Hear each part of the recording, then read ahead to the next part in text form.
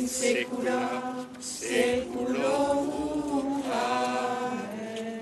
Ô Marie conçue sans péché, Priez pour nous qui avons besoin. un père de l'Église, Saint Chromas d'Aquilée, commentant l'évangile que rapporte Matthieu, l'épisode que rapporte Matthieu dans l'évangile de ce dimanche, écrivait: l'étoile était vue par tous, mais tous n'en comprirent pas le sens.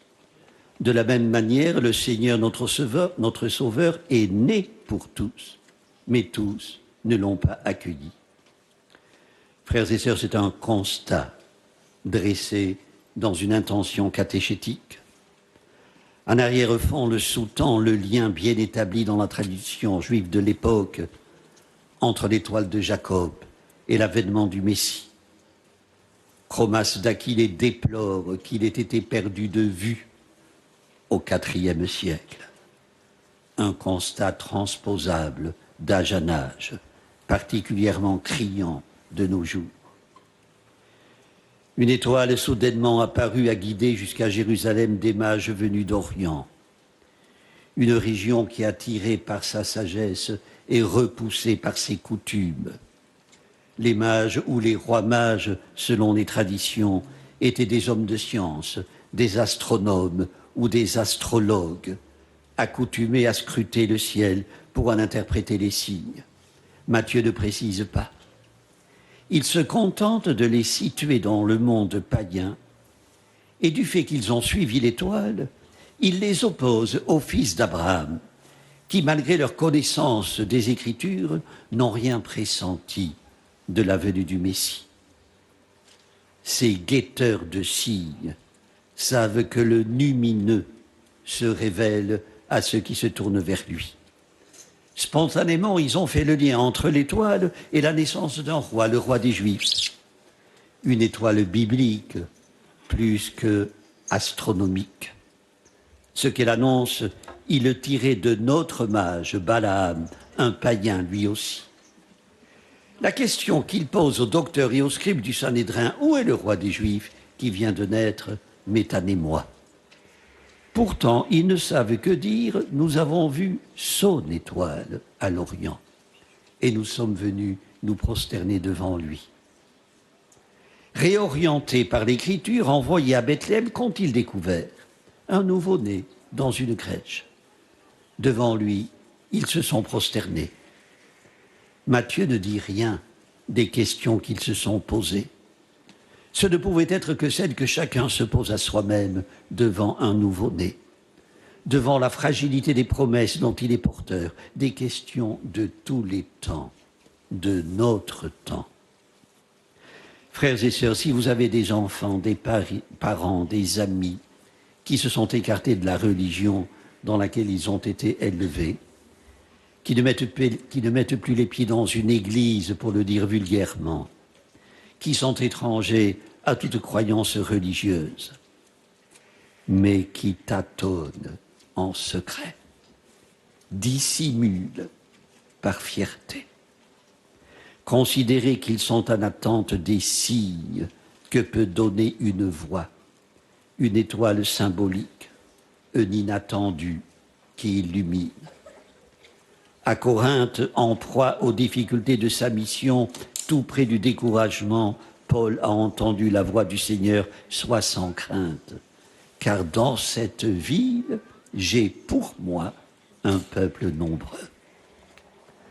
Frères et sœurs, nous-mêmes ne restons pas découragés par l'incroyance ou l'indifférence de nos proches et de ceux qui les entourent. Que tous nous sachent toujours prêts à les assister, à les accompagner. L'épiphanie est signe que le Seigneur est né pour tous, nous dit saint Chromas d'Aquilée. L'épiphanie est missionnaire, puisqu'elle se révèle à toutes les nations, associées au même héritage, renchérit saint Paul. Frères et sœurs, aussi bien, ne nous contentons pas d'émettre le vœu qu'elle soit l'occasion pour les égarés d'un retour au bercail. Il nous faut plus que jamais travailler pour que les ténèbres qui couvrent notre monde soient dissipées, pour que toutes les nations marchent vers la lumière du Seigneur et les rois vers la clarté de son aurore. Des païens ont compris le sens de l'étoile. Ils l'ont suivi avec ferveur, alors que les chefs des prêtres et les scribes n'ont pas bougé.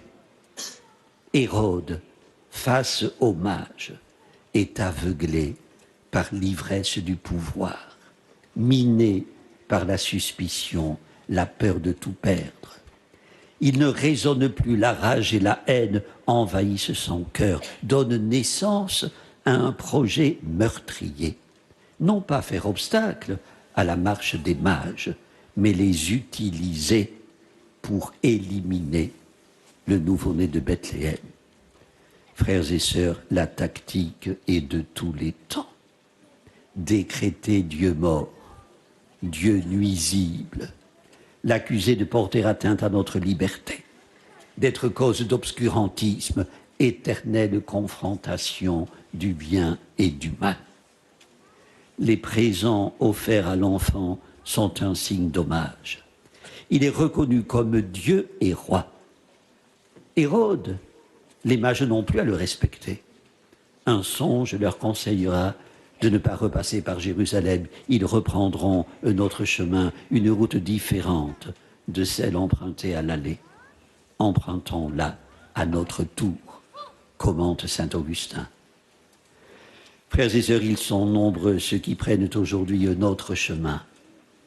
Les jeunes Iraniens, par exemple, qui exposent leur vie pour défendre le droit sacré à la liberté et à la dignité. Tous ceux qui sont chassés de leur pays ou contraints de le fuir font de même. Debout, Jérusalem resplendit et les venus ta lumière, s'exclame Isaïe. Ce n'est pas la parole d'un capitaine à ses soldats, moins encore le tonnerre du Sinaï terrifiant le peuple confié à Moïse. C'est l'appel à quitter nos somnolences. Dieu est venu habiter parmi nous, la lumière a resplendi dans les ténèbres, l'heure de saisir le sens de l'étoile depuis longtemps a sonné. Dans une méditation non publiée, écrite pour célébrer ses 80 ans, Maurice Schumann disait « Qui donc est Noé selon la Genèse ? Celui qui marche vers Dieu. Qui donc est Abraham, père des croyants? Celui qui marche devant Dieu. Le pas qui mène de l'un à l'autre est immense, le seul qui semble avoir compté quand tombe le soir de sa vie. Un père dominicain, le père Ambroise-Marie Carré, commente « Marcher avec Dieu, c'est se laisser tenir par la main. Marcher devant Dieu, c'est accepter la liberté que Dieu donne à ses enfants. » Je reprends ce commentaire en guise de conclusion. Marcher avec Dieu et marcher devant Dieu, c'est prendre le chemin qui repart de Bethléem où nous a conduit l'étoile. Amen. Prions le Seigneur. Seigneur notre Dieu, une étoile a conduit les mages jusqu'à ton Fils. Que l'éclat de ta parole et la lumière de ton esprit nous mènent aujourd'hui jusqu'à toi, le vivant, pour les siècles des siècles. Amen. Le Seigneur soit avec vous. Que Dieu Tout-Puissant vous bénisse, le Père, le Fils et le Saint-Esprit. Amen. Notre-Dame de Lourdes, Sainte Bernadette, ô Marie conçue sans péché, Seigneur, Prince de la paix, écoute notre prière. Nous nous tournons vers toi alors que des bruits de guerre résonnent en Europe. Nous te prions pour l'Ukraine, nous te prions pour la Russie, nous te prions pour l'Europe et le monde. Sois le soutien de tous ceux qui sont secoués, ébranlés par la peur, l'angoisse et la violence. Brise l'orgueil des puissants, inspire la sagesse aux gouvernants. Change les cœurs de pierre en cœurs de chair, maintiens en chacun de nous l'esprit d'amour qui distingue en l'autre un frère, une sœur et non un ennemi. Seigneur, fais de nous des artisans de paix.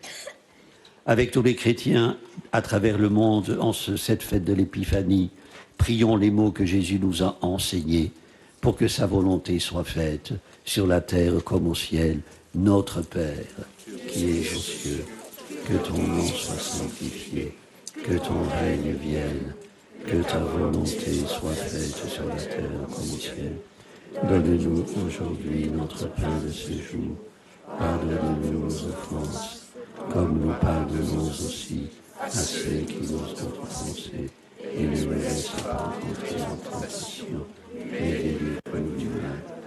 Ô Vierge Marie, le peuple chrétien, à Lourdes vous prie, chez vous il revient.